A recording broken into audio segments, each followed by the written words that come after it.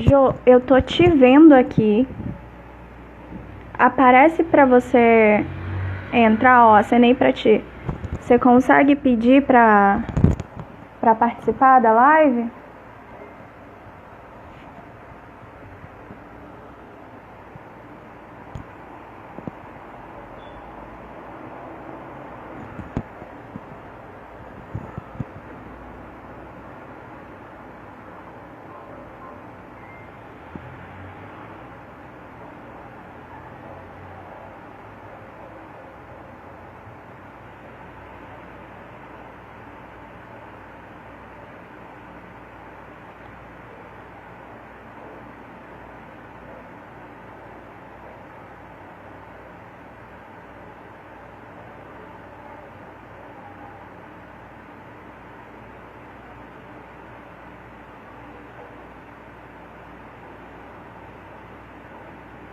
Gente, eu tenho 5 minutos aqui, no meu telefone são 7h18. Se a minha companheira de live não conseguir entrar nesse período, nós vamos encerrar e nós vamos pro YouTube, tá? Mas o ao vivo vai acontecer. É um tema extremamente relevante e necessário. Vamos falar sobre o feminismo preto, né? E a luta dessas mulheres, uma minoria dentro de outra minoria, e é o modo como essas mulheres encontraram e se reorganizaram para colocarem as suas pautas na mesa, né? Já que, se falando de feminismo, quando a gente fala de feminismo, a gente conta com o privilégio da cor. O feminismo, infelizmente, é um movimento iniciado por mulheres.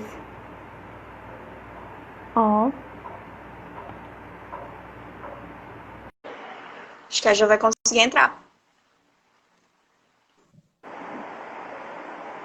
Oi, Jo! Linda! Que maravilha! Eu tava falando aqui, né, sobre...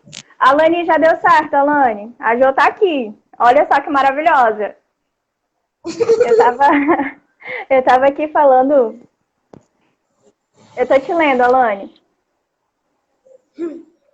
Eu tava aqui falando, né, para as pessoas que já estão aqui, que o quanto nosso tema é importante e necessário, né, é extremamente relevante, e que eu fui falar de feminismo preto, é falar da luta, né, das mulheres negras, que foi o modo que vocês encontraram, né, de entrar nessa causa, uma minoria dentro de outra minoria, para fazer com que as pautas de vocês fossem ouvidas, né?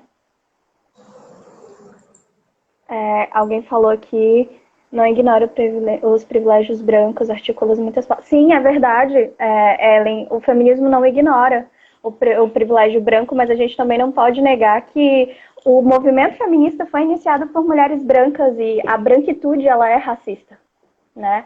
A gente não pode ignorar esse porém. E é por isso que a gente está aqui para debater sobre, né? Para debater, para trazer a pauta dessas mulheres, a importância dessa luta e aprender como combater essa violência. Porque sabemos que existe uma violência. A gente precisa agora armar as pessoas para que a gente possa desconstruir esses padrões, né? Então, Jo, apresente-se, por favor. Boa noite. Dá para me ouvir, Diana? Dá para te ouvir perfeito. Que maravilha. Primeiramente, estou muito agradecida ao Coletivo Girassóis. Vou falar do lugar da minha fala, como diz a Djamila Ribeiro, né? Sou professora, né, educadora, sou mestre em educação brasileira, sou vice-presidenta da Academia Afro-Cearense de Letras, né, que foi uma grande conquista nossa aqui no Ceará, e estou coordenadora de políticas culturais do Movimento Unificado, que é o Movimento Negro Unificado, que é que é a maior organização política negra da América Latina. E o MNU tem 42 anos, né, no Brasil, e 25 anos de estado do Ceará. Eu sou uma das fundadoras, né? Era jovem e permaneço. E Bom, para mim é assim, é uma honra, né, poder conversar, poder discutir, né, poder trocar ideias, né, sobre feminismo negro, feminismo preto, né, lutas, né, as violências, né, nas quais as mulheres negras elas passam, mas também as conquistas também que nós tivemos e temos.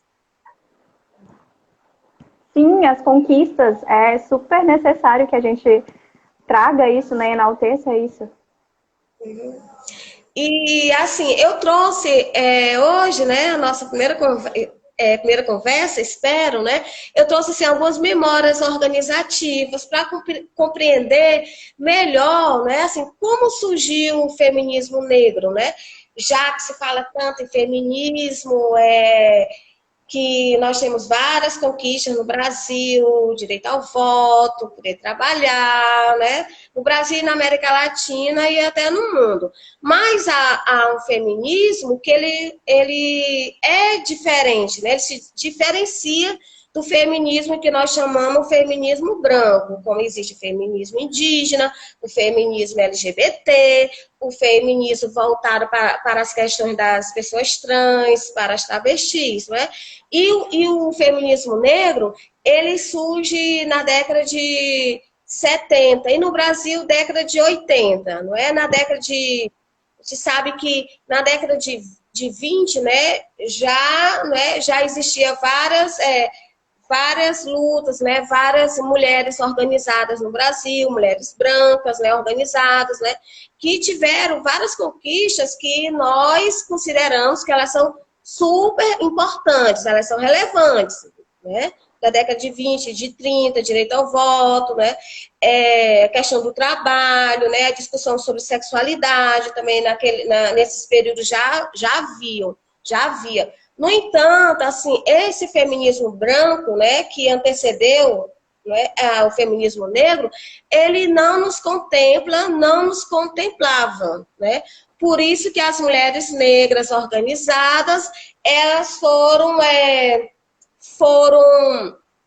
se organizando, né? Mas se organizando em seminários, em encontros a nível de Caribe, de América Latina e no Brasil também. Foram se organizando para discutir que feminismo nós queremos, não é? E colocar nossas questões na pauta, porque nossas questões não estavam na pauta. Tudo estava assim a nível universal, como se todas as mulheres fossem iguais, como se nossos problemas fossem iguais, né? Nossas utopias, né? Nossos sonhos, né? As nossas conquistas, as formas, os caminhos para essas conquistas, né? Que é o que o feminismo branco ele universalizou as mulheres, né? E ao passo que isso aconteceu, que isso acontece, né, foi ficando de lado uma parcela da população, né, principalmente da população brasileira, que é exatamente o que diz respeito às mulheres negras. Então, assim, na década de 1980, nós tivemos em Bertioga, que é um município de São Paulo, nós tivemos o terceiro encontro latino-americano e do Caribe de mulheres negras. Então, nós participamos, nós, enquanto mulheres negras, enquanto segmento, nós participamos nesse encontro com mais de 100 mulheres, né, que se identificaram enquanto mulheres negras. E foi um encontro, ele foi assim um marcador, porque nesse encontro nós colocamos as nossas pautas, que já naquela época da década de 80, né, nós já estávamos atentando para a questão do mundo do trabalho, a questão da sexualidade, a questão da saúde da mulher negra, né, a questão da estética, da educação, que hoje a gente fala muito da Lei 10.639 para aplicar nas escolas, mas já na década de 80 e na década de 70, não é, as mulheres negras elas já estavam, né, se atentando, já estavam denunciando, né, denunciando que nós não estávamos representadas, né, em vários segmentos, né, que nós estávamos excluídas, né, nós estávamos no mundo do trabalho, mas sem receber, né, sem ganhar o salário igual do homem, né, do homem negro, do homem branco. Estarmos fora também das políticas educacionais, das políticas de saúde também, Então, assim, esse encontro que aconteceu, né, em São Paulo, né, ele foi muito interessante por conta disso, porque nós pautamos, né, as nossas lutas prioritárias, né, e saímos de lá muito fortalecidas, né.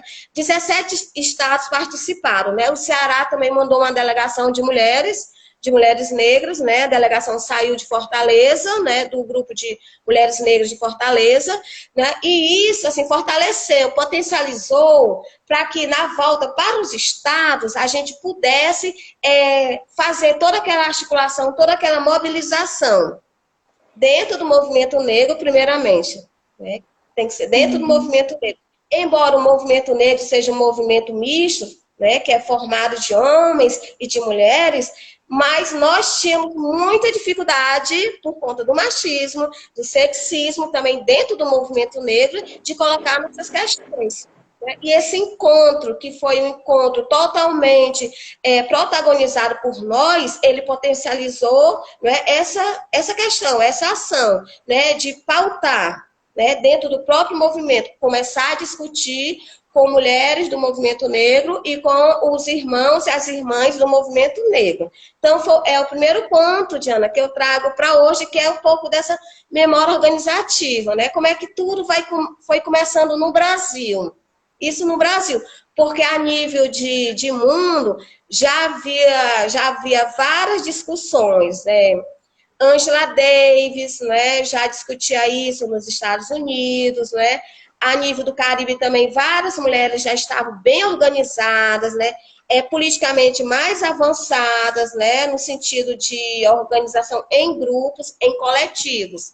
Mas o Brasil, assim, ele conseguiu, né? Ele conseguiu dar esse passo muito importante, né? Que isso respinga até hoje, né? As mulheres que entram no movimento negro, que discute sobre feminismo negro, as referências teóricas são essas mulheres que estavam em Berdioga, né, em São Paulo, que Sueli Carneiro estava, né, Matilde Ribeiro, que foi uma das ministras também.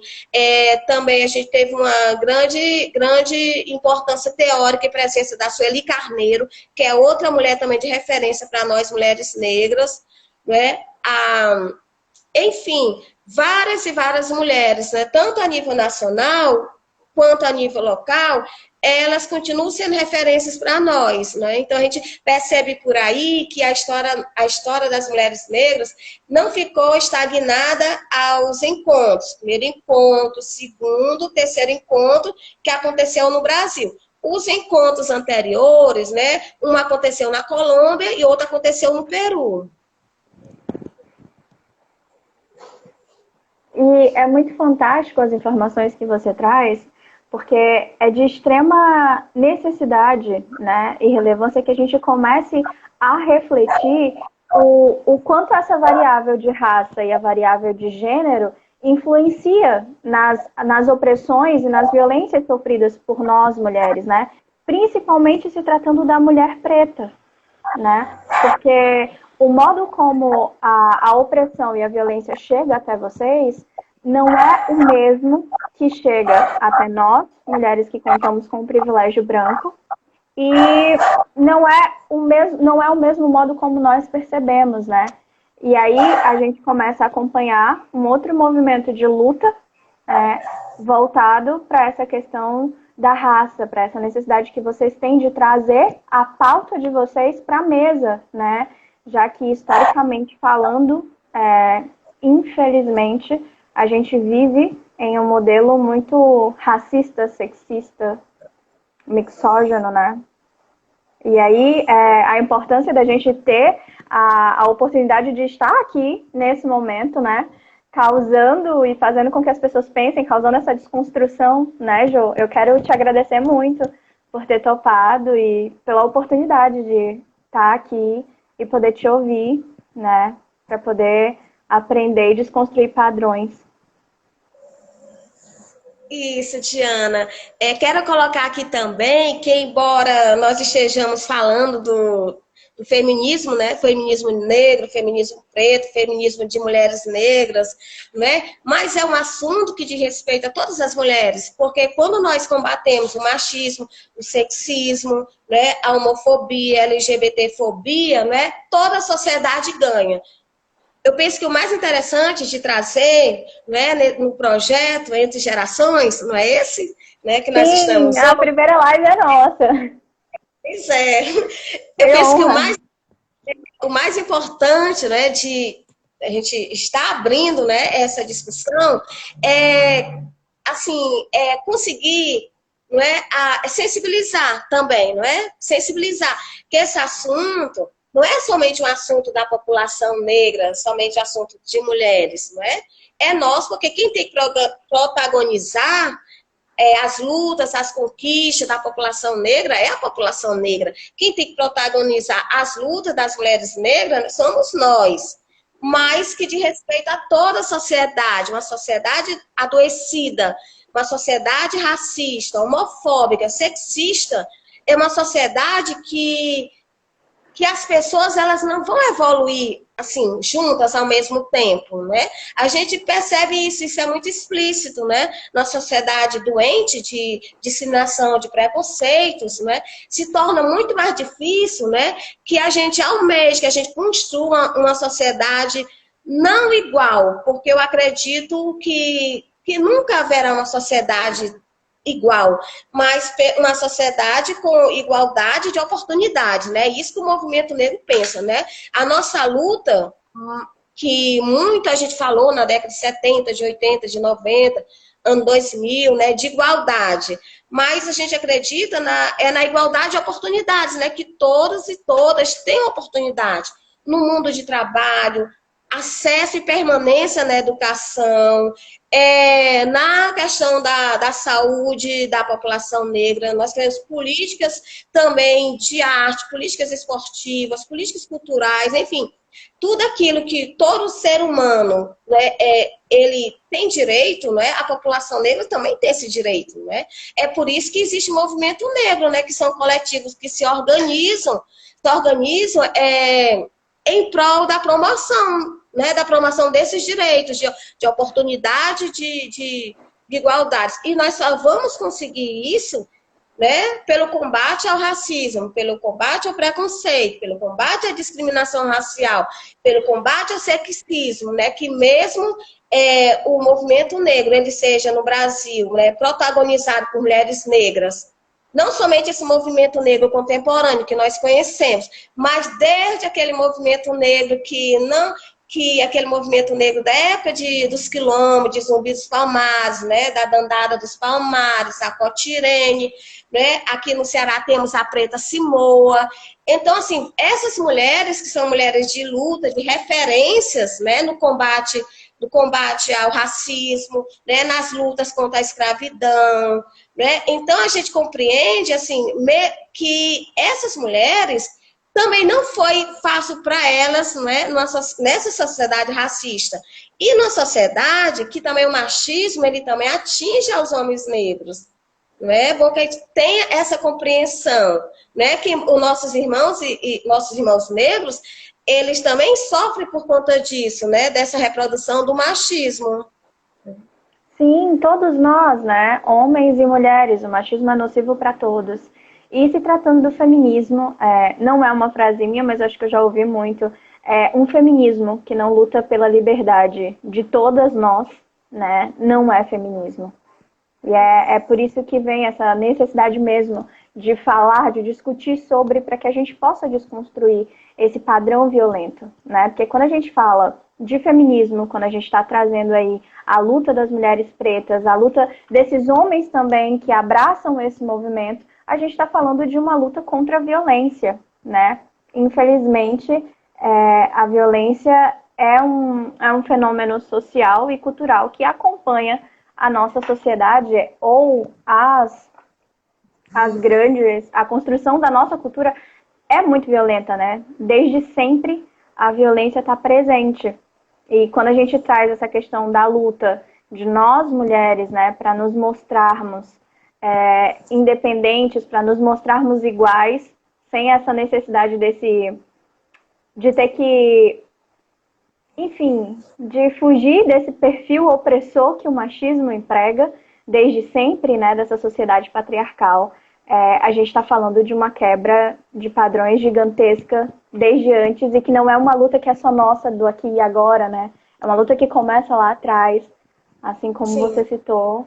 O nome dessas mulheres, Dandara, por exemplo, se a gente não for escavinhar muito, ela fica escondida atrás de Zumbi, né? E quando a gente vai procurar a história, Dandara foi muito mais brilhante do que aquele homem. Ela não era simplesmente a companheira que estava do lado, né?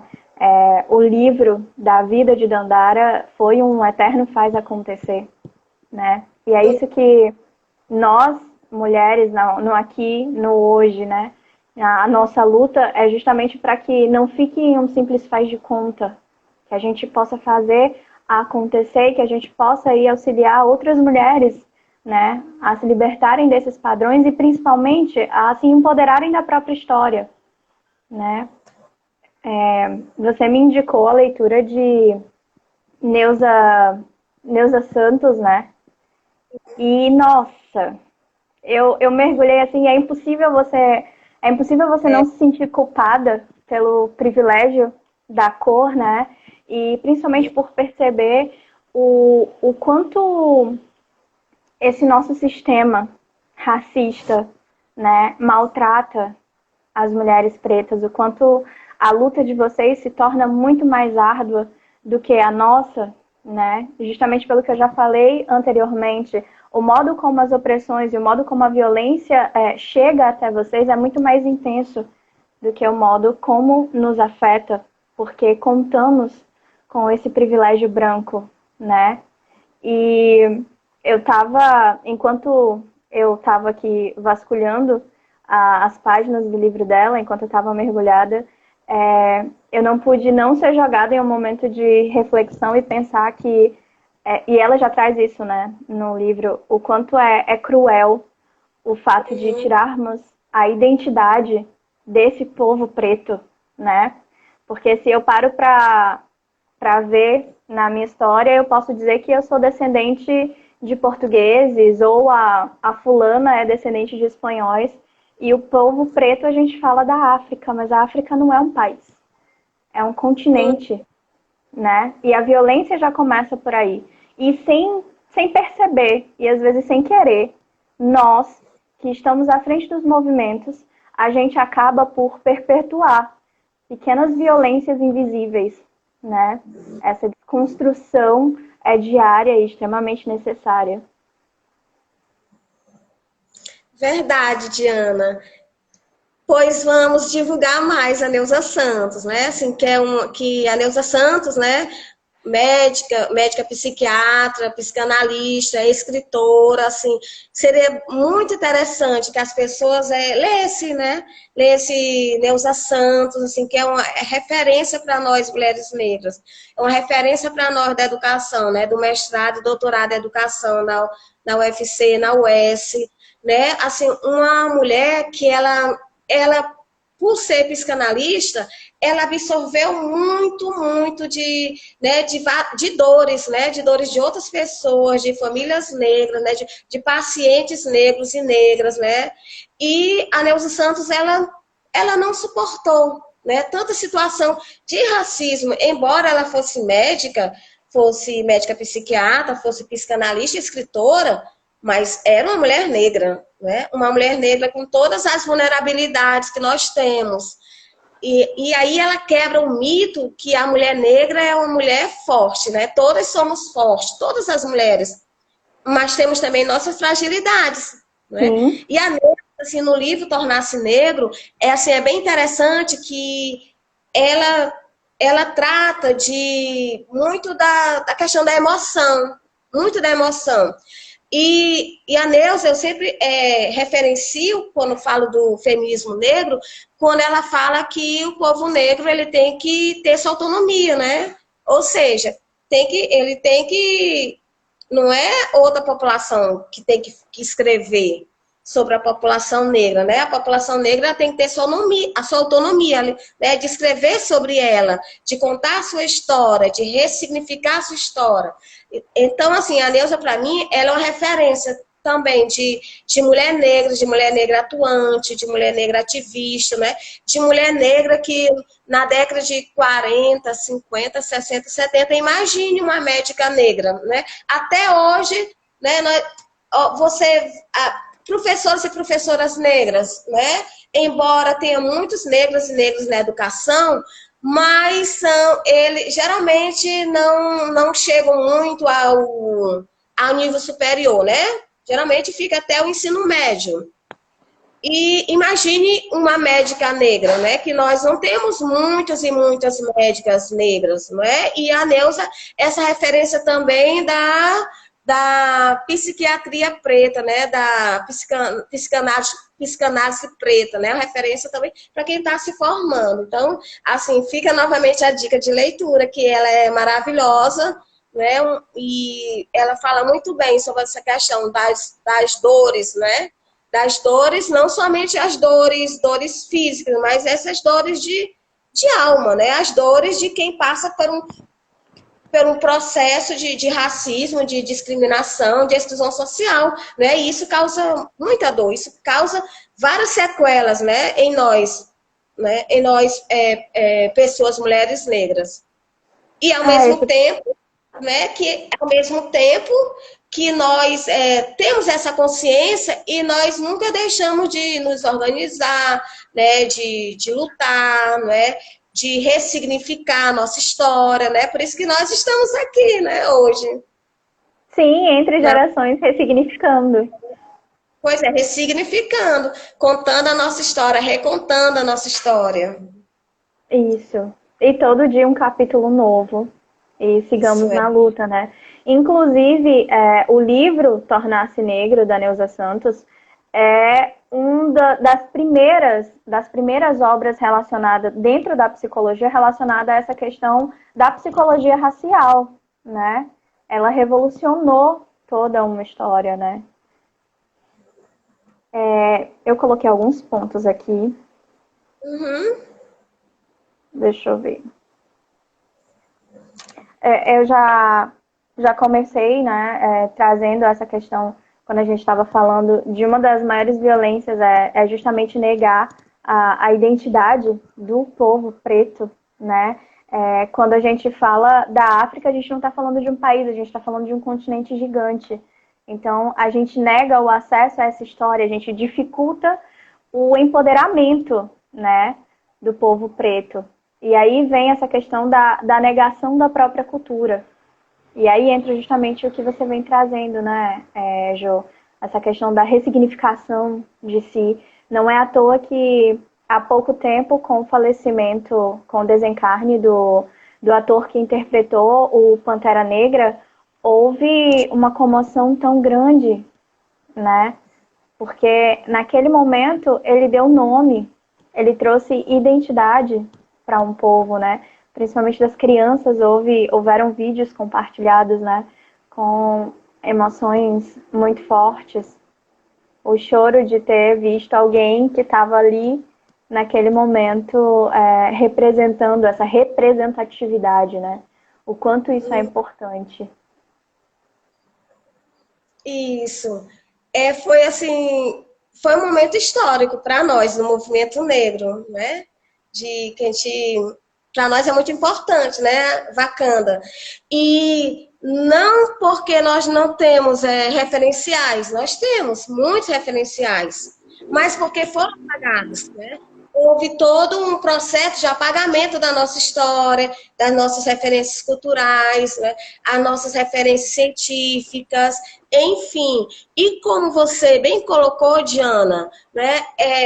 África não é um país, é um continente com mais de 50 países, né? Então, são até segmentos, né, da pesquisa, de pesquisadores negros e negras, que até chamam, nós temos o Dia Internacional da África, que é dia 25 de maio, né? É uma data, celebração de festa, de protesto, enfim.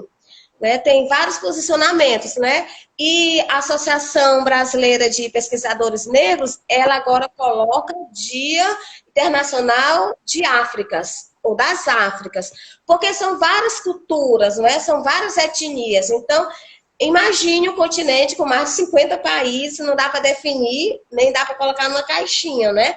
Porque são várias construções, são várias contribuições, não é? E o que para nós é muito importante também é porque nós estamos conseguindo, né, a custo de muita pesquisa, né? É bom que se diga isso, né? Porque nós temos muitos pesquisadores, né? Nós somos pesquisadoras, né? Trazer muito da história do continente africano, né? Que foi apagada, né? Uma delas é que nós não somos descendentes de escravos. Nós somos descendentes, né?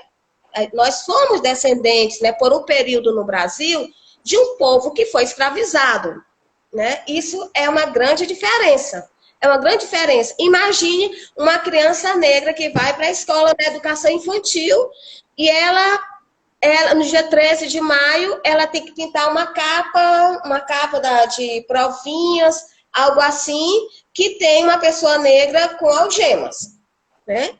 Isso nem pode. O movimento negro, assim, assim, em momento algum, a gente tem acordo, né, com esse tipo de didática, de metodologia, né? Isso já está, assim, muito atrasado, porque nós não somos descendentes de escravos, nós somos descendentes de um povo que foi escravizado, né?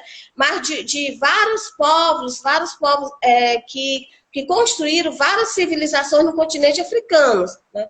Reis, rainhas, né? Nós temos várias provas do quanto o continente africano ele contribuiu não somente para a diáspora, uma das diásporas é o Brasil, mas ele contribuiu para todo o mundo, né? Todos os países do mundo têm um pouco de África, um pouco de contribuição de África, né?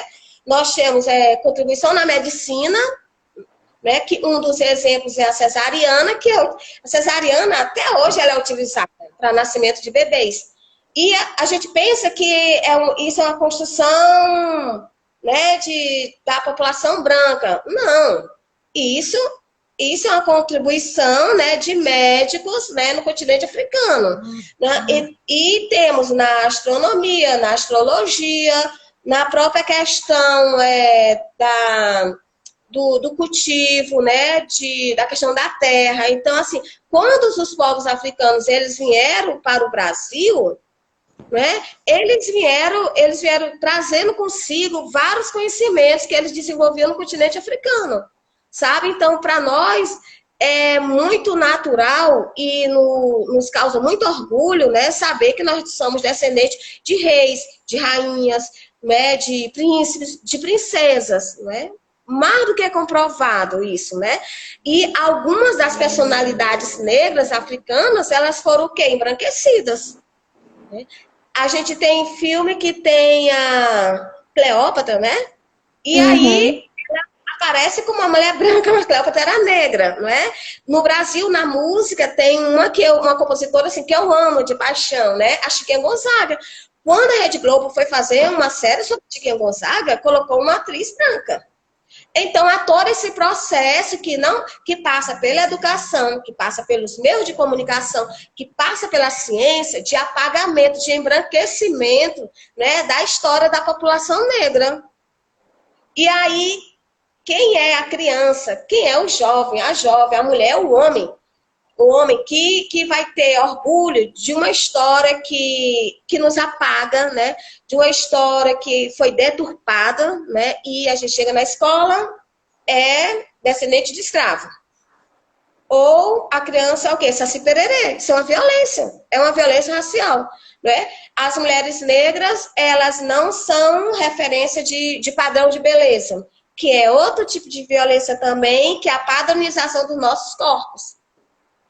Então, assim, as mulheres negras, já trazendo para esse viés das violências, né, que é um dos temas também de hoje, da live, né, nós sofremos vários tipos de violência, desde a violência física, racial, a padronização dos corpos, a violência simbólica, né, muitas vezes também violência religiosa também. Então, assim, são vários tipos de violência que sobrecaem sobre as mulheres negras, sobre as famílias negras, né? E isso não está no passado, né? Isso está no presente, nosso cotidiano hoje, amanhã vai acontecer também mesmo, toda a luta do movimento negro, né? Mesmo que em alguns lugares tenha delegacia para fazer denúncia, tem SOS Racismo, né? Que tem leis, tem o Estatuto da Igualdade Racial, tem lei para o ensino da história da África e cultura afro-brasileira nas escolas, mesmo todas essas conquistas do movimento negro e de parceiros do movimento negro, né? Mas as violências, elas são cotidianas, né? Infelizmente, se tratando aí da violência simbólica, né, que é o que acaba sendo o terreno fértil para proliferação dessas outras tamanhas Sim. violências, né? E se tratando dessas violências que atingem as mulheres negras, enquanto eu li o livro que você mandou e eu fazia outras pesquisas aqui, gratidão por isso. Eu parei para lembrar, eu morei um tempo em Salvador, né? E eu conheci uma mulher que, para mim, até hoje, ela é referência de luta, né? Ela é inspiração para mim na Diana que eu vou sendo na vida. E essa mulher, ela foi casada com um homem branco. E esse homem, ele não tinha coragem. Ela foi casada com ele. Eles têm uma filha. E esse homem não a assumia. Ele a colocou para morar na casa dos pais, mas ela morava na casa dos fundos. E aí, enquanto eu estava lendo, eu não pude não pensar, não voltar lá atrás e pensar o quanto essa mulher sofreu com isso, com essa negação. Hoje, com o olhar que eu tenho, com esse olhar mais funilado pela questão da psicologia, na época eu estava no início da minha academia, então não tinha esse olhar assim tão crítico, né? Ela nunca, pelo menos no período em que eu estava lá, ela nunca percebeu. Mas para mim hoje, enquanto lia e enquanto fazia as minhas pesquisas para estar aqui com você hoje, eu fiquei pensando enquanto as mulheres negras são colocadas como feitiço nessa questão desse mundo machista, né? Desses homens mixóginos, assim. E eu não pude não voltar lá atrás e lembrar dessa mulher que hoje, inclusive, vive, graças a Deus, muito bem com a filha dela. Desde que eu saí de lá, quando eu divorciei, ela também divorciou e resolveu viver a vida dela, né? Se assumir, ela e a filha. E ela é muito correria, como dizem os baianos, né? E eu fico imaginando, eu tenho uma amiga que é psicóloga preta, a Natália Rufino, e eu acho muito incrível, né, o quanto ela é militante, e inclusive foi ela que me abriu, assim, muitos caminhos para essa questão da desconstrução. Eu tive uma psicóloga, eu tive uma professora de psicologia social no início da minha academia também, fantástica, a Daphne Soares, e nos discursos delas, quando elas traziam essa fala, quando elas abriam a discussão sobre isso, elas traziam muito sobre esse processo de solidão da mulher negra, né? Sobre a necessidade de empoderar-se essa mulher, porque, infelizmente, para alguns elas acabam sendo objetificadas, né? Fica naquela coisa do feitiço mesmo. E ninguém merece, ninguém deve ser feitiço para macho escroto. E há fetiche em cima das mulheres negras, mas também em cima dos homens negros, né? Os homens negros e nossos irmãos, eles são tidos, né? A maioria como objetos, né? Objetos sexuais. Então, há todo um mito. O Brasil é o país do mito, né? É o mito da democracia racial, né? É o mito da mulata oba-oba, da mulata tipo exportação, né? Então, há vários mitos racistas, né? E o homem negro, ele não foge essa questão, né? De ser objetivado, né? De ser tido como objeto sexual, né? E a mulher negra também, né? Então, há toda essa situação, né, que a gente luta para desconstruir, né, esse mito em cima de nós, mulheres negras, mas também desconstruir também o mito em cima também dos nossos irmãos, dos homens negros, né? Que né, nós somos pessoas, né? Nós somos pessoas, cada um com suas identidades, né? Cada um com sua orientação sexual, cada um com suas afetividades, né? Nós não somos objetos, né? Tampouco somos objetos de outra etnia, de outra raça, né? Nós somos pessoas que nós estamos buscando reparações, né? Por tudo aquilo de violência, de exclusão, né? Que aconteceu conosco, né? Historicamente, no Brasil, na diáspora. Esse processo histórico extremamente violento, justamente por isso, por apagar e por embranquecer uma cultura, né?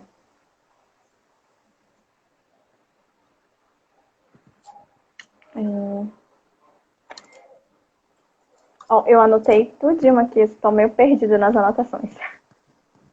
Está ótimo. Está ótimo. O que eu tinha aqui era justamente disso, essa negação da própria cultura, a negação do corpo, né? Porque, como você já bem trouxe na sua fala, não é só uma questão de embranquecer, mas também é uma questão de padronizar aquele corpo. E aí, tratar as mulheres pretas, os homens pretos, como... Isso, Alane, abaixo massa escrota. Como objetos, né? Objetos de feitiço. Mas também tá aqui também é um dos temas da nossa live, né? Essa questão do combate a essa violência. E a gente já trouxe essa questão da informação, né? Trazer Neuza de Souza mais presente para essas discussões. Acho, inclusive, viu, Jô, que a gente podia até abrir um estudo do livro em si. Acho que é extremamente necessário e relevante. Fica aí a ideia, viu, Alane? É preciso mesmo. Eu trouxe uma sugestão também, meninas. Né? Foi um livro que eu dei de presente do meu esposo, sabe? Né? Assim, ele muito curioso, né, para compreender, ele é do movimento negro, ele curioso, né, assim, de compreender e se compreender, né? Porque sabe que a questão do machismo, né, está presente, né, em todos os segmentos, infelizmente. E aí, na viagem que ele foi para o Rio, a Djamila Ribeiro tinha lançado um livro, né, que é Quem Tem Medo do Feminismo Negro.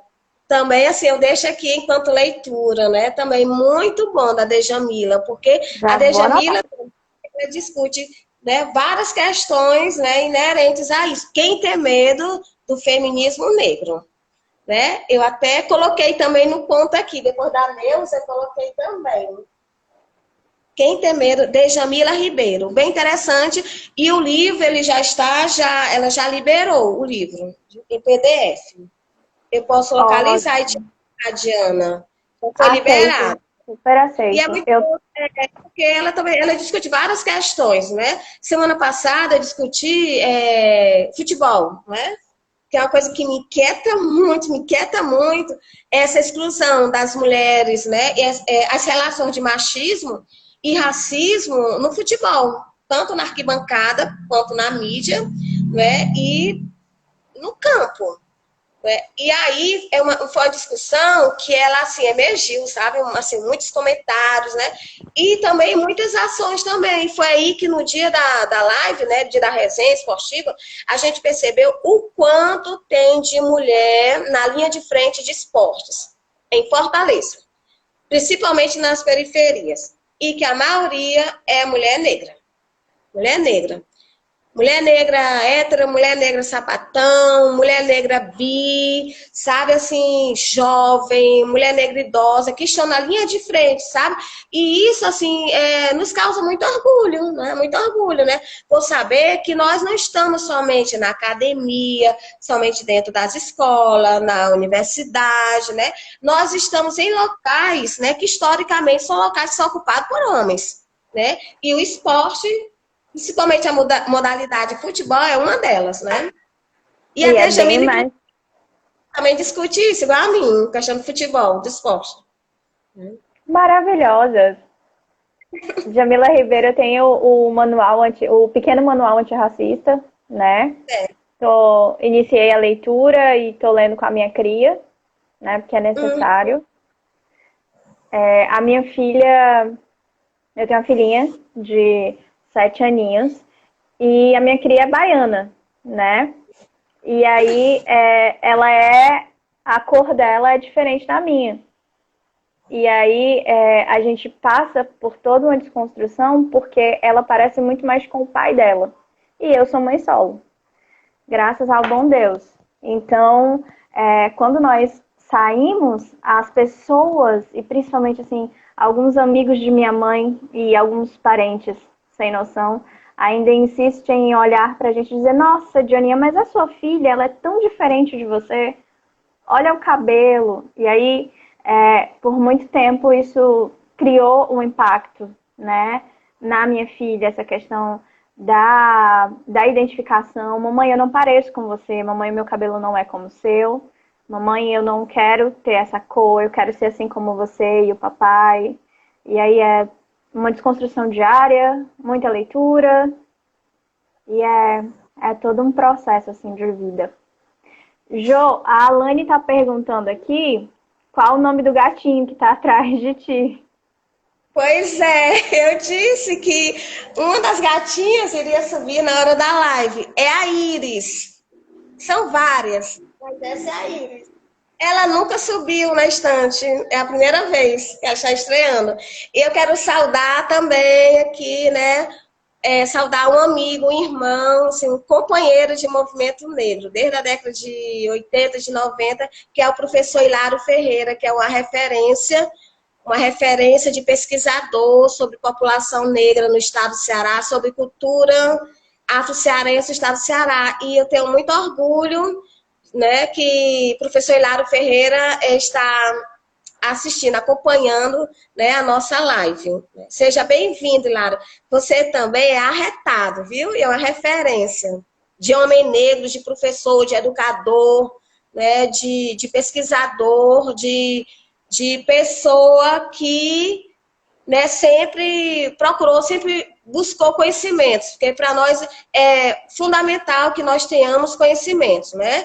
O conhecimento, ele ajuda na organização, ele ajuda na luta, ele ajuda a traçar os caminhos para que a gente conquiste, né, muitos direitos e para que a gente também consiga também enfrentar, né? Enfrentar o racismo, né, o machismo, o sexismo, a LGBTfobia. Então, conhecimento para nós, Sim. o conhecimento negro, ele é fundamental, ele é essencial. É libertador, né? A E, educação liberta. Muito bem-vindo, professor. Gratidão por estar aqui. E eu acho que, inclusive, fazendo parte da nossa pauta, né? Que é justamente isso, falar sobre o feminismo preto, falar sobre as lutas de vocês e o combate à violência, combate a essas questões, né? Que a maioria das vezes é fruto de uma ignorância. Já que você já trouxe essa questão do conhecimento, de estudar, eu acho que é uma das vertentes ao combate a esse racismo, a esse machismo, esse sexismo, é justamente o estudo sobre, né? E uma das formas também de empoderar as mulheres justamente essa questão, né? De trazer conhecimento acerca desse movimento. A própria live, o que a gente está fazendo aqui, todas as informações que você já trouxe, né? Já é de extremo empoderamento. Opa, gente, ao vivo, tudo acontece. é Já verdade. já é um combate, né? Levar informações para essas pessoas, tirar essas discussões somente de nossos círculos mais próximos e expandir, né, esses debates. Pois é, Ana. Assim, quando eu me referi ao conhecimento, não somente de que a gente tenha que estudar, mas produzir conhecimento. Né? Assim, para mim, enquanto mulher negra, enquanto educadora, professora, pesquisadora, é fundamental que a população negra ela continue a produzir conhecimento. Né? Porque eu penso que através disso a gente vai fortalecer, a gente vai potencializar, né, os coletivos que já existem. Né? No estado do Ceará, nós temos muitas produções que elas são riquíssimas, são muito interessantes. Não é?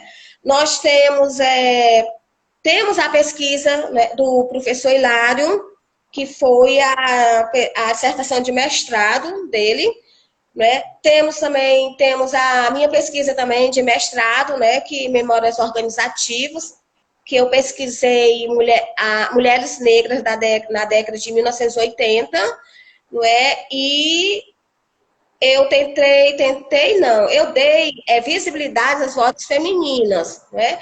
E nós temos também livros que foram elaborados, né, que foram construídos, livros que eles aconteceram a partir de vivências também do movimento negro, junto às comunidades, junto a terreiros de Umbanda, né, junto a outros coletivos religiosos, né, junto a estudantes, a comunidade escolar, né?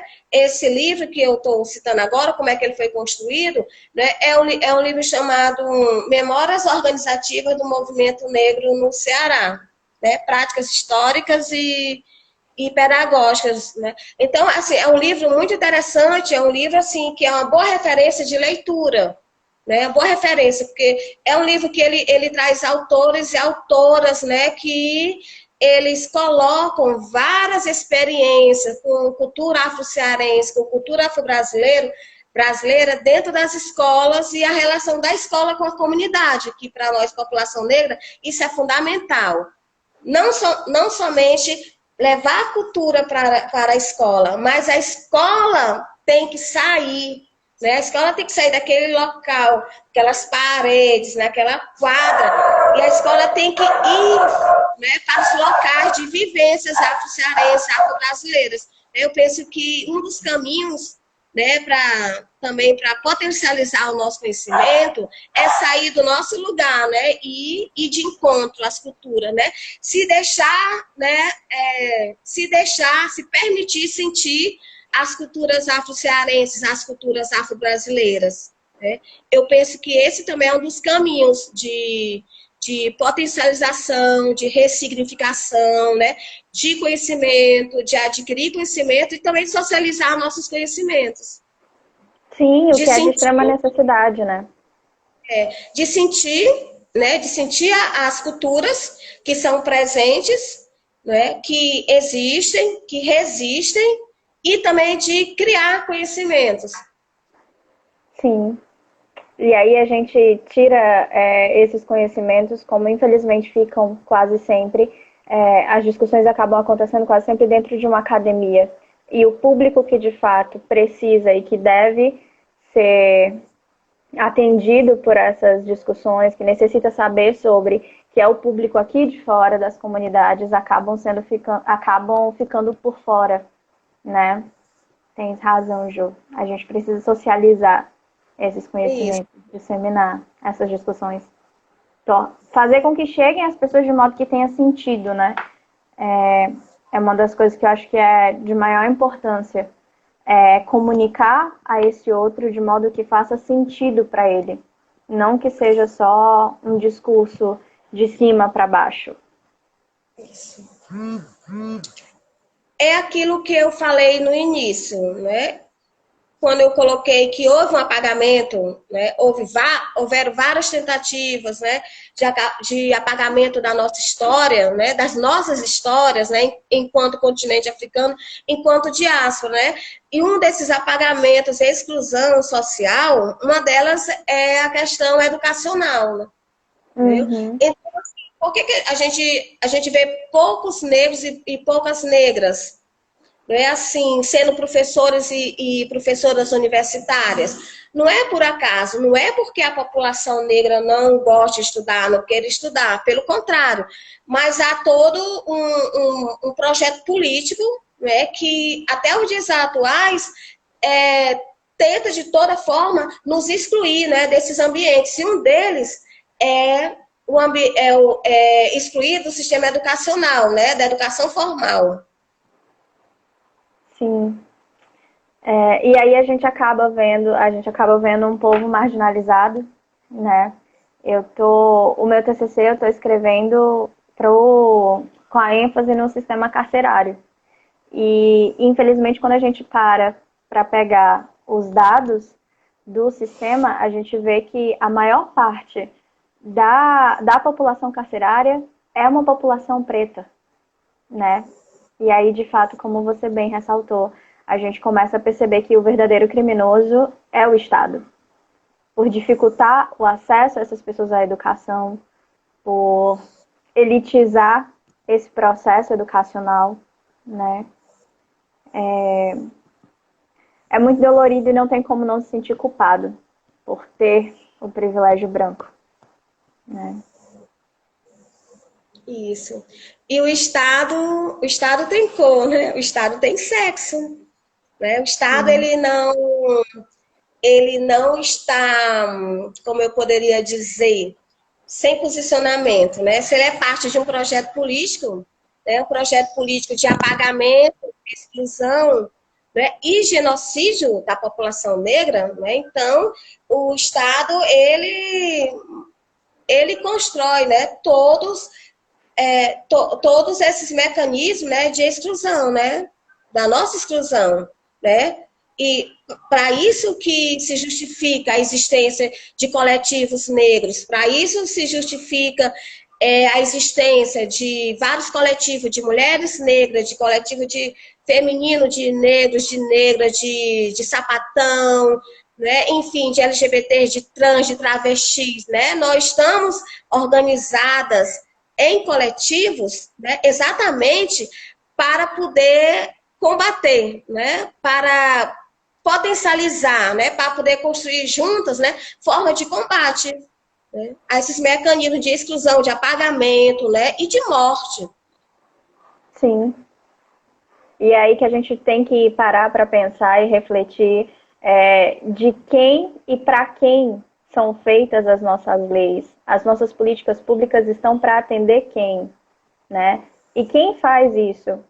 Quem começa com esse mecanismo de exclusão que vem lá de cima para baixo e acaba sendo permeado por nós aqui por conta dessa questão da violência simbólica, né? Que infelizmente tá aí, mesmo sem perceber, nós acabamos por reproduzir esses comportamentos tão padronizados e enraizados, e a gente acaba por praticar violências. É um constante desconstruir, né? Desconstruir para construir. Aí veja aqui que a Valéria, né, do Cariri está aqui nos acompanhando, né? Valéria, que é uma potência, uma referência para nós mulheres negras, né? Assim, abraço, Valéria, assim, muito honrada, né, de você estar aqui. É muito maravilhoso poder atingir, né? Chegar a essas pessoas e eu vi aqui que ela botou que se sente representada, que você é uma potência. É muito bonito de ver, sabe? Somos. Sim. Deixa eu ver aqui. E aí, gente? Alguém tem alguma pergunta? Estamos em Sim. 8 agora. Acho que a gente já tem tempo para perguntas. É um debate, e não é um debate só nosso. Vocês que estão aí, por favor, participem também. Sim.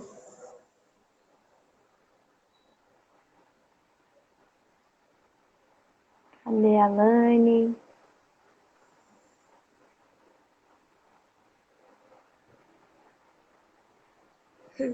Valéria. Aquele silêncio elaborador.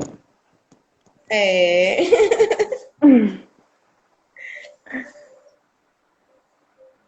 Faltam 26 segundos.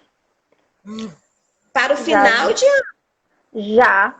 20 segundos já. e descendo. Nossa! Então Será eu que dá quero. para considerações finais? A gente volta para fazer as considerações. Em 8 segundos vai acabar. E eu quero te agradecer muito, Jô, por estar aqui, pela oportunidade